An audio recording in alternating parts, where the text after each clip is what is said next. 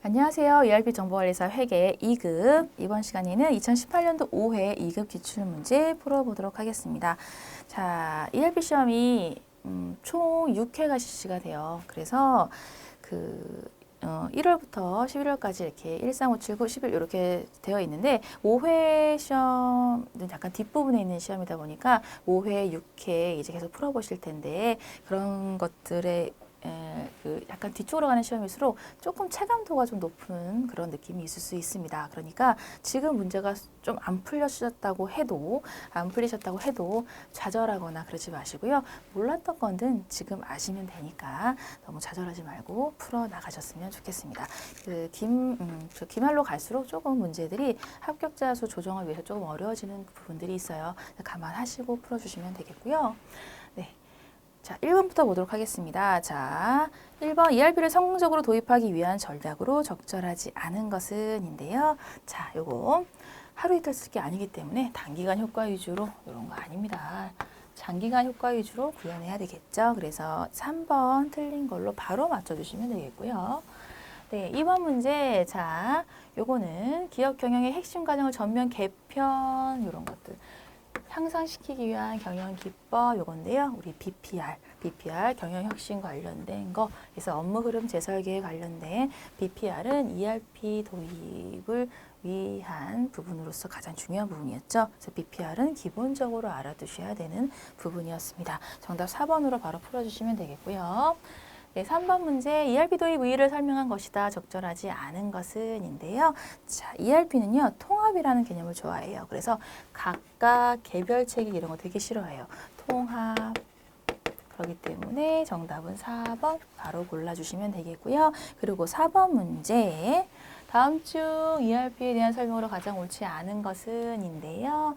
자, 요거는 정답 2번이죠. 2번 문제에서도 상당히 강조드렸던 BPR. ERP에서 이게 핵심적인 개념이라고 볼 수 있는 BPR이죠. 도입하는 것은 상당히 적절하죠. 적절치 않다는 거 말도 안 됩니다. 정답 4번은 2번으로 풀어주시면 되겠고요. 네, 그리고 2급은 1번부터 4번까지는 경영혁신과 ERP 파트에서 나오는 부분이고 여기에서 20점을 여러분들이 확보해 갈 수 있다는 점에서 상당히 중요한 파트입니다. 20점 되게 커요. 그러니까 경영혁신과 ERP 부분 여러분들이 좀 확실히 공부를 하고서 점수 확보하시는 거 계속 강조를 좀 드리고 싶고요. 5번 문제부터 이제 재무 관련된 부분부터 보도록 하겠습니다. 네, 경영혁신을 수정하기 위해서 다음 주까지 분기 재무제표를 요구했다라는 부분. 재무제표는 보통 1년간의 기간을 두고서 그 부분만큼 재무제표를 작성을 하게 되는데 분기별로 작성한다라는 재무제표는요. 정답이 바로 표시가 됐네요. 네, 적시성입니다. 네, 그래서 네, 요거는 목적 적합성에 의해서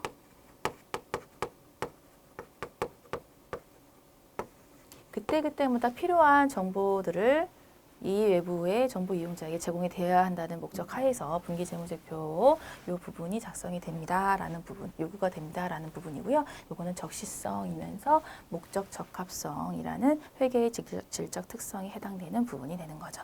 그래서 5번은 2번 푸시면 되고요. 네, 그리고 재무제표 중에 일정 시점을 중심으로 라는 부분에서 기업의 정보를 불특정 다수의 이해관계 전달하는 보고서 일정 시점이라는 거에서요. 우리는 네, 재무상태표라는 거를 알 수가 있죠. 그래서 일정 시점. 일정 기간은 손익계산서지만 일정 시점은 재무상태표입니다. 그래서 6번은 1번 푸시면 되는 부분이고요. 7번은요. 네, 자산의 본질적인 특징이라고 할 수 없는 것인데요. 자, 정답은 네, 3번입니다. 자, 자산에 대한 판매 가치가 객관적으로 보장되어야 한다라는 거, 객관적으로 꼭 보장되어 있지 않아도 무형자산 같은 경우 이런 것들은 자산으로 여러분들이 계정 처리할 수가 있죠. 그렇기 때문에 객관적으로 꼭 보장이 되어 있을 필요는 없다. 부분, 그래서 특징이라고 할 수 없는 거는 3번으로 골라내시면 되겠고요. 8번 문제 보겠습니다. 네, 다음 자료 중심으로 기말 자본을 계산하면 얼마인가 부분인데요. 네, 요거는 일단은 기초와 기말에 대한 정보들이 있으니까 기초와 기말에 있는 정보들에서 얻을 수 있는 자산, 부채, 자본에 대해서 먼저 써보고 나서 비교를 할 텐데요. 기초자산은 800이고요.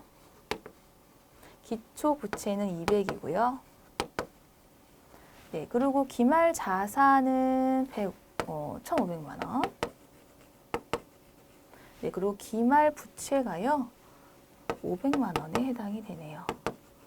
네, 여기에서 기초에서 자산 부채를 뺀 금액을 보시면 네, 600만 원 이렇게 알 수가 있고요. 그리고 기말은 자산에서 부채를 뺀 거니까 1,000만 원만큼이 기말의 자본이다라는 걸 첫 번째로 아실 수가 있는 부분이고요. 여기에다가 두 번째로 지금 증자액이 있어요. 감자액이 있고 그래서 증자액과 감자액을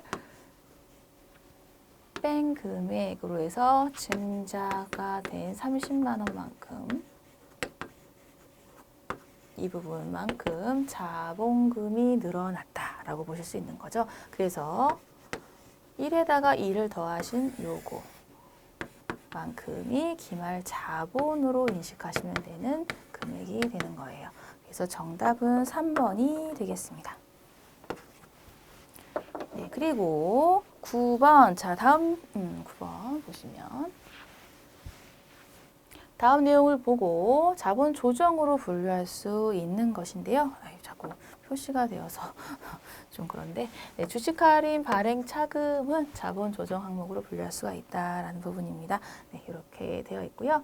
네, 10번은요. 자, 단기 순이익이 얼마인가를 구하라는 부분이네요. 단기 순이익.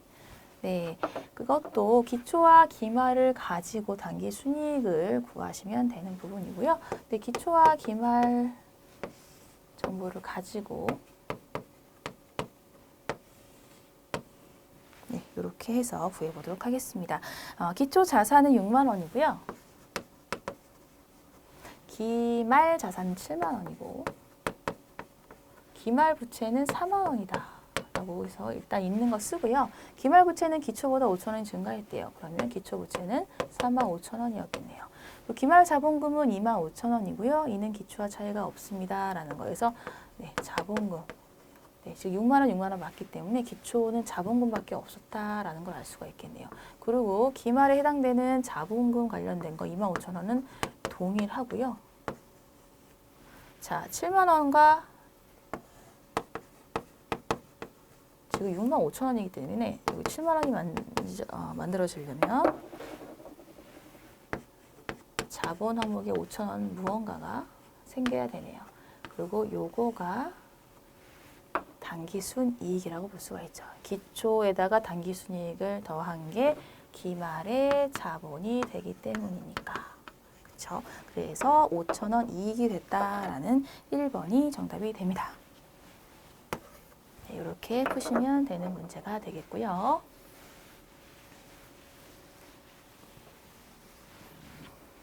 네, 11번인데요. 비유동부채로 구분할 수 있는 부분인데요. 네, 요거는 임대보증금이에요. 왜냐하면 내가 임대를 하면서 내가 임대를 해주면서 보증금을 제가 받는 부분이기 때문에 언젠간 돌려줘야 되는 거죠. 그렇기 때문에 비유동부채로 두고 있다라는 부분입니다. 그래서 정답은 2번 골라내시면 되는 문제. 그래서 개정 과목에 대한 기본적인 문제라고 보시면 되고요. 12번 문제. 영업활동으로 인한 현금 흐름에 해당하는 항목인데요. 자, 차입금을 상환하는 부분은 재무활동이라고 보시면 되고 배당금의 현금 수령, 요게 영업활동에 의한 거. 기계장치 현금 매각, 유형자산 쪽이기 때문에 얘는 투자활동에 의한 거라고 보시면 되고요. 유상증자로 인한 현금 유입 부분은 재무활동이라고 보시면 됩니다. 그래서 재무활동 부분은 보통 재무상태표에 대변 계정이 많이 보여지게 되죠. 그리고 영업활동은 재무활동과 투자활동이 포함되지 않는 것을 또 영업활동이라고 규정하고 있기 때문에 배당금의 현금 수령은 영업활동으로 여러분들이 풀어주시면 되겠고요. 그래서 현금 흐름표에 대한 것들이 좀 나오기 때문에 이런 개념들 같이 알아두시면 됩니다. 네, 13번은요. 자, 기말 시점에 손익계산서에 기록될 대손상각비 부분이에요. 네, 요거는 일단은 분개를 다 하실 필요는 없고요. 흐름을 타면서 이제 기말에 남아있는 대손 충당금 잔액을 파악해서 보증법에 의해서 대손 감각비로 더 추가해야 될 금액만 처리를 하시면 되는 부분이라서 자, 기초에 8만 원이었고요. 자, 기중에 대손이 발생해 버렸네요. 그래서 마이너스 2만 원이 되어서 기중에 6만 원이라는 대손 충당금 잔액이 6만 원이 남아있게 됩니다. 기말에는요. 자, 매출채권 잔액 네, 1,000만 원에 1%인 10만 원이죠. 그래서 기말에 10만 원을 설정해야 되는 부분이고요. 네, 보충법에 의해서 모자란 금액만큼 4만 원만 대손상각비, 대손충당금, 대손상각비, 대손충당금 네, 이렇게 처리하면 되는 부분이죠. 그래서 정답은 네, 4만 원만 추가하면 되는 2번이 되겠습니다. 네, 그래서 대손상각비 금액은 그렇게 구하시면 되는 부분이고요. 네, 다음 14번 문제. 네, 다음 내용에 대한 결산 시점의 분계로 적절한 것인데요. 네, 9월 1일 날 공장 건물에 대한 화재 보험료 500만 원을 이체했습니다. 그리고 결산 시점의 보험료 미경과분 네, 친절하게 주어졌어요. 430만 원 계상했습니다. 결산 시점의 분계는 이렇게 되는 거죠. 미경과분은 단기의 경과분이 아니기 때문에 내년도 비용으로 요거는 이연을 시킨다. 비용의 이연에 대한 부분이고요. 비용의 이연 부분은 보험료로 되었던 부분 330만 원만큼 단기의 비용으로 잡지 않게끔 넘겨주고 그리고 미리 받은 비용으로 해서 자산 계정으로 처리하는 2번과 같은 분계로 결산 분계를 해줍니다. 14번은 정답이 2번이 되는 부분이고요. 결산 분계에 대한 거는 항상 나오는 문제니까 여러분들이 단기 비용인지 단기 수익인지 부분만 잘 여러분들이 체크하셔서 푸시면 되고요. 15번 문제는요. 12월 31일 현재 소모품 잔액이에요. 네, 이것도 동일합니다. 9월 1일에 사무용품 70만 원을 현금으로 구입을 했어요. 그리고 모두 다 비용 처리를 했네요. 그러면 이때는 소모품비라는 비용 처리로 70만 원을 다 했구나라는 걸 알 수가 있고요. 현금으로 구입했으니 현금 70만 원을 내보냈겠죠. 네, 그리고 결산 시점에는요. 소모품 사용액이 25만 원이라고 하네요. 그러니까 여기에서 25만 원만큼만 단기 비용인 거죠. 나머지 해당하는 45만 원만큼은 지금 단기의 비용이 아니에요. 그러니까 얘는 자, 소모품비 중에 25만 원으로 쓰지 않은 소모품비는 단기 비용으로 처리하면 안 되니까 45만 원만큼 없애주고요. 그리고 얘는 소모품이라는 자산 계정으로 다시 돌려줍니다.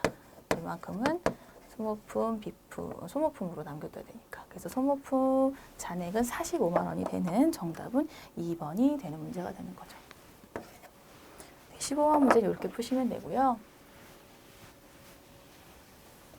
네, 16번 문제인데요. 결산 수정 분계로 옳지 않은 것인데요. 자, 요거 가지급금 가승후 차기 2월 부분은 얘네는 임시계정이에요. 가계정이죠. 가계정은 기말 시점에 남아있으면 안 되는 거죠. 그렇기 때문에 결산 수정 분계로 4번이 옳지 않다라고 푸시면 되는 부분이고요. 네, 17번은요. 감가상각 방법에 해당되지 않는 것은인데요. 네, 정답은 네, 직접법. 직접법입니다. 예, 요거는 1, 2, 3번 같은 경우는 감가상각 방법에 해당되는 것 중에 간접법에 해당이 돼요. 간접법에 해당이 되어서 이 부분은 감가상각 누계액이라는 계정이 나오죠. 그래서 이거는 간접법에 의한 거고 직접법에 의한 거는 이제 감가상각 누계액이라는 부분이 없고 바로 자산에서 감가상각을 해버립니다. 라는 게 감가상각 방법에 해당되는 부분이에요. 그래서 17번은 정답이 3번 이렇게 되겠습니다. 직접법이라는 거 쓰는 게 아예 안 되는 건 아니고요. 그냥 분류 형식으로 했을 때 다르다라는 걸로 보셔서 푸시면 되는 문제였고요. 네, 18번 문제는요. 이익잉여금 중에서 현금 배당을 실시하려고 하는 경우 적립해야 되는 것인데요. 자, 현금 배당의 10분의 1만큼을 최소 금액으로 적립해야 되는 것은 이익준비금에 대한 내용이었죠. 그래서 요거 이익 준비로 1번으로 바로 체크해서 푸시면 되고요. 자, 19번 문제는요. 자, 실제 재고 조사를 통해서 파악된 재고량이 장부상 재고량보다 작은 경우 이런 것들에 대한 거. 그래서 요거는 재고자산 감모 손실에 해당되는 1번이 해당이 되겠습니다. 정답은 1번이 되겠고요. 그리고 참고로 재해 손실 같은 경우는요. 천재지변이나 화재로 인해서 발생하는 경우 특별히 발생한 거는 재해 손실로 처리를 하고 있다라는 걸로 해서 참고적으로 알아두시면 되겠고요. 20번은요. 다음 자료를 활용해서 상품 매출 원가를 계산하면 얼마인가인데요. 자, 요거는 네, 매출 원가이기 때문에 매출 원가 구하는 공식을 적어 보시면 이렇게 되겠죠. 기초 재고 플러스 단기 매입 마이너스 기말이죠. 네. 지금 기초 부분은 700만 원 주어져 있고요. 네, 그리고 단기 매입 부분은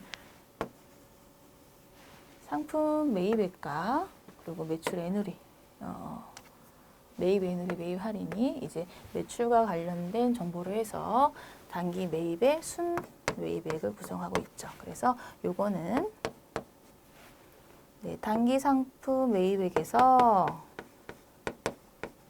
매입 애누리를 빼주시고요. 매입 할인을 빼주신 거. 매출 애누리는 매출과 관련된 거기 때문에 상관없고요. 세 개를 플러스 이렇게 해주신 게 순단기 매입액이 되는 부분이고요. 이게 475000 이렇게 됩니다. 그리고 기말은요, 네, 550만 원이 되겠죠. 네, 그렇게 해서 매출 원가가 구해지는 거는 6250000입니다.